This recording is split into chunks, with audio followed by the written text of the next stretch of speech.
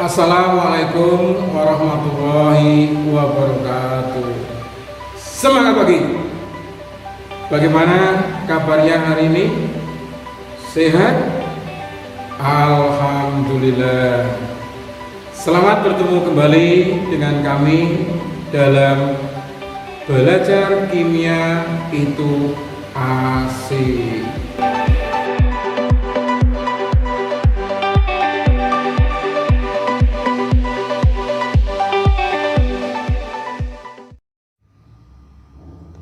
Pada pertemuan kali ini kita akan mencoba membahas mengenai sel elektrolisis, yaitu materi di kelas 12 semester 1. Adapun kompetensi dasar pada elektrolisis ini yaitu KD 34, pengetahuan menganalisis reaksi yang terjadi dalam sel elektrokimia atau elektrolisis. Sedangkan keterampilannya adalah di 4.4 yaitu merancang sel elektrokimia, sel elektrolisis dengan menggunakan bahan yang ada di sekitar kita. Sedangkan tujuan pada pembelajaran kali ini adalah menganalisis reaksi yang terjadi pada anoda dan reaksi yang terjadi pada katoda. Elektrolisis dilakukan pada zat atau larutan yang bersifat elektrolit. Larutan elektrolit ketika dielektrolisis akan terionisasi menjadi ion positif dan ion negatif. Adapun pada proses elektrolisis ini menggunakan arus searah.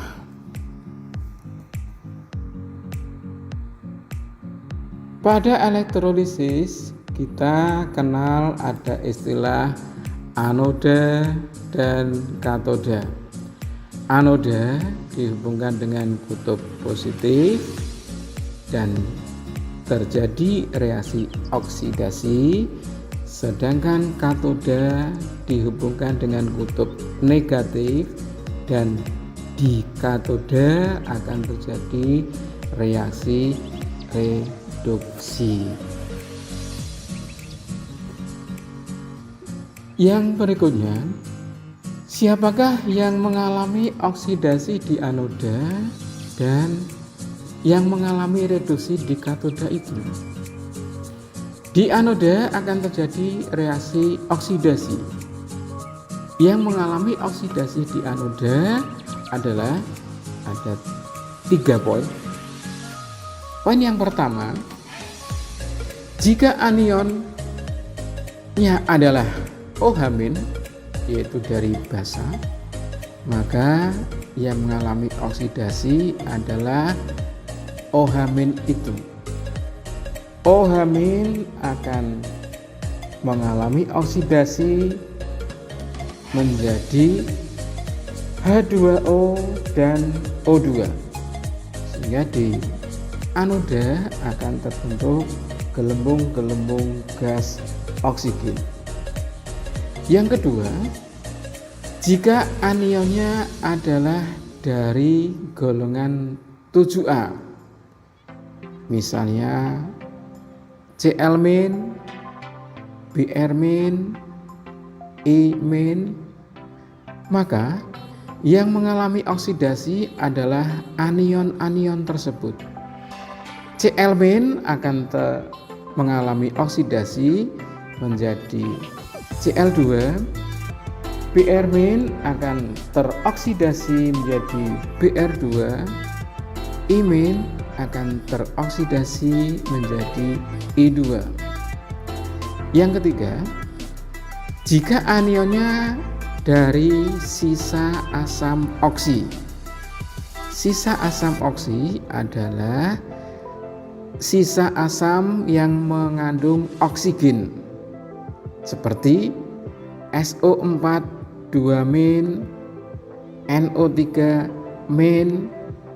maka Yang mengalami oksidasi di anoda adalah air, yaitu H2O.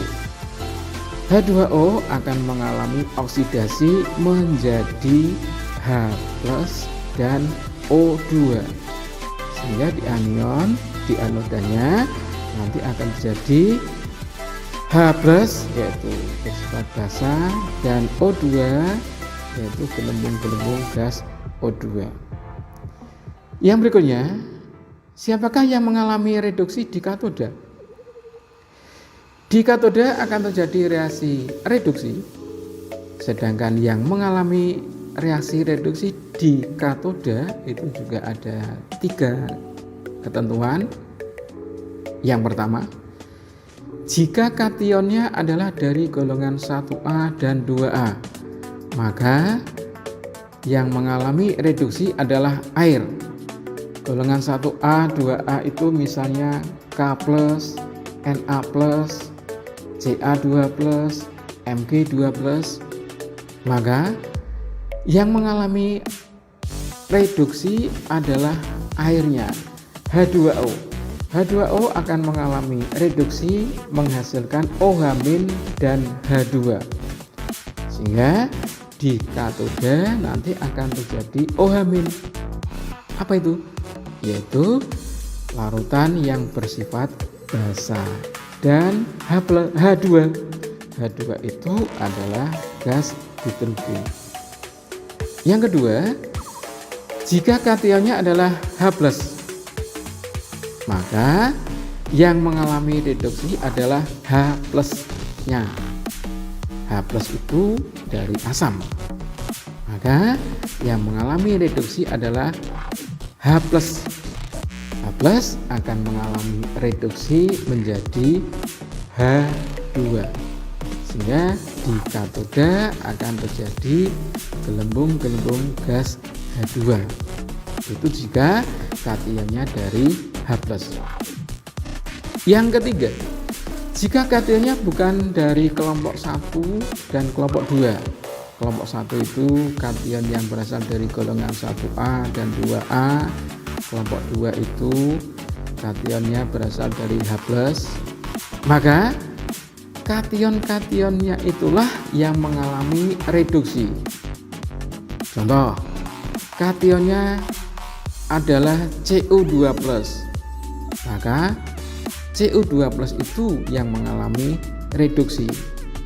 Cu2+ akan tereduksi menjadi Cu, sehingga terjadi endapan Cu. Contoh yang lain misalnya Ag+. Ag+ akan tereduksi menjadi Ag, maka nanti akan terjadi endapan perak atau endapan Ag. Contoh yang lain misalnya AO3+. AO3+ akan tereduksi menjadi AU, sehingga di katodanya nanti akan terjadi endapan AU, yaitu endapan emas. Baik, sekarang kita coba dengan contoh elektrolisis larutan Ki, kalium iodida. Larutan Ki jika dielektrolisis akan terionisasi menjadi K+ dan I-. K+ akan menuju ke katoda, sedangkan I- akan menuju ke anoda.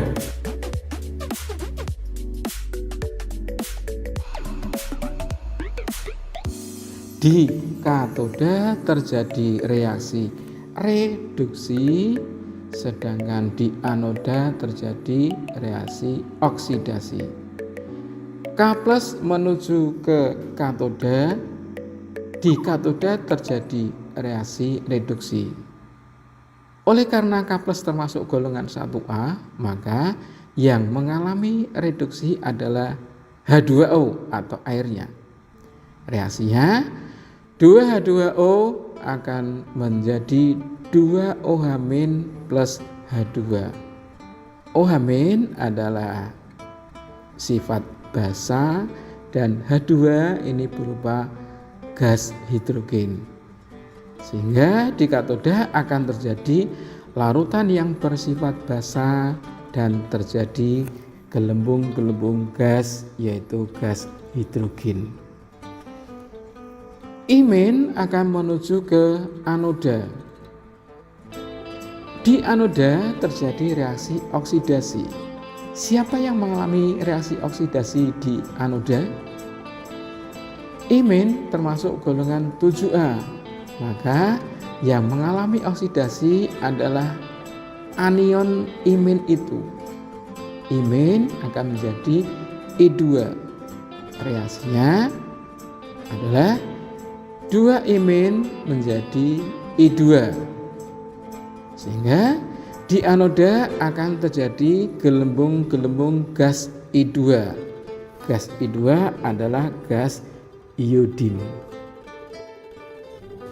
Sekarang kita coba menganalisis reaksi-reaksi yang terjadi di katoda dan reaksi-reaksi yang terjadi di anoda pada elektrolisis larutan Ki. Adapun alat-alat yang digunakan pada elektrolisis larutan Ki adalah alat dan bahan yang dibutuhkan adalah sebagai berikut.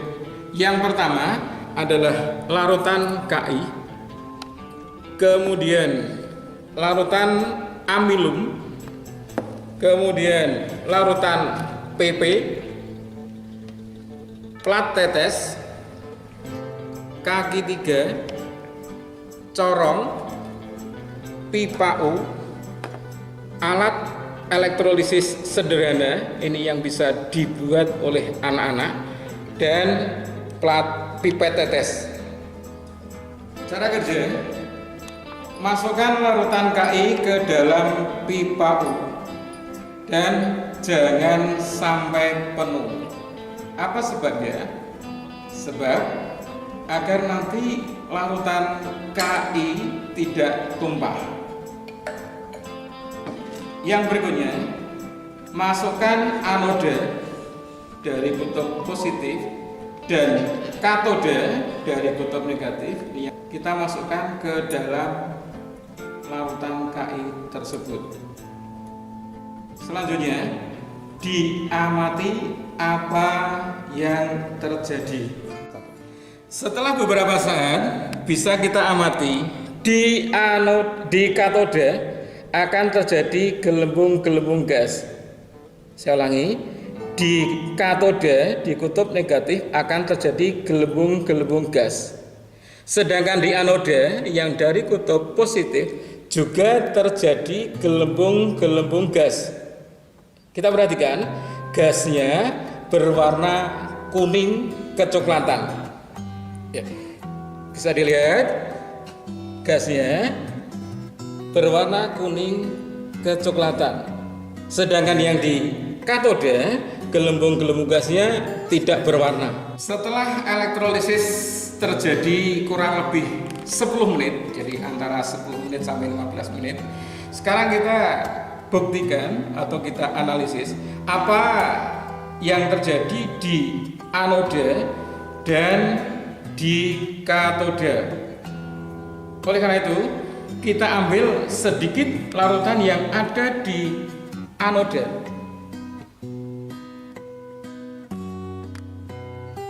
Kemudian kita masukkan di plat tetes. Selanjutnya kita tetesi dengan amilum.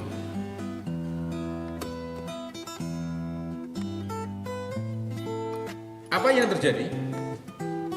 Larutan dari anoda ketika ditetesi dengan amilum akan menjadi biru. Jadi warnanya berubah menjadi biru. Sekarang bagaimana dengan larutan yang ada di katoda? Kita ambil larutan yang ada di katoda sedikit. Kemudian kita masukkan di plat tetes. Kemudian kita tambahkan dengan larutan PP. fenolpetalin 3 tetes. Apa yang terjadi? Larutan dari katoda akan berubah warna menjadi merah. Jadi di anoda akan terjadi reaksi oksidasi di mana imin akan berubah jadi I2 bereaksi dengan amilum menyebabkan warna menjadi biru. Sedangkan di katoda terjadi reaksi reduksi, yang mengalami reaksi reduksi adalah airnya membentuk OH-. Dibuktikan dengan diambil sedikit larutan yang ada di katoda, ditetesi dengan PP, berubah warna menjadi merah. Demikianlah untuk membuktikan bagaimana reaksi reduksi dan oksidasi yang terjadi di katoda dan yang terjadi di anoda. Anda bisa mencoba dengan elektrolisis larutan-larutan yang lain, misalnya bagaimana kalau larutan CuSO4 dilarut elektrolisis. Contoh yang lain misalnya CuSO4. CuSO4 di elektrolisis akan terionisasi menjadi Cu2+ plus SO4 2-. CuSO4 akan menuju ke katoda, sedangkan SO4 2- akan menuju ke anoda. Silakan nanti dibuktikan atau dicari di katoda akan terbentuk apa dan di anoda akan terbentuk apa. Itu sebagai tugas. Silakan. Demikianlah pembelajaran pada hari ini pada materi sel elektrolisis, menganalisis reaksi yang terjadi pada anoda dan katoda. Semoga apa yang bisa disampaikan bermanfaat bagi kita semua. Sekian, wabillahi taufiq wal hidayah. Wassalamualaikum warahmatullahi wabarakatuh.